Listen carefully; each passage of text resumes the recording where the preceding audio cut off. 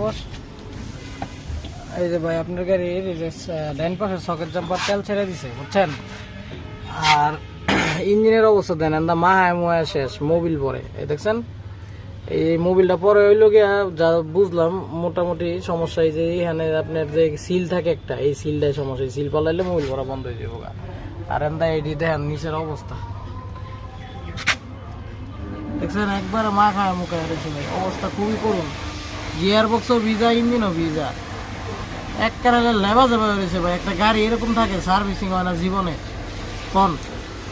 এগুলা গাড়ি আপনারা যত্ন করেন দেখেন তো অবস্থা। এই যে গিয়ার বক্সের এদিকটা ভিজা, এই যে আবার এই যে কেলিপারও গজে, এই কেলিপারও ইয়া করাবো। তবে বাম পাশের সকেট জাম্পার হয়তো মোটামুটি দেখা যাইতেছে ভালো ভালো ভাবসাব, কিন্তু তারপরও এটা আমি খুলবো কি লিগে, কারণ এই যে এখানে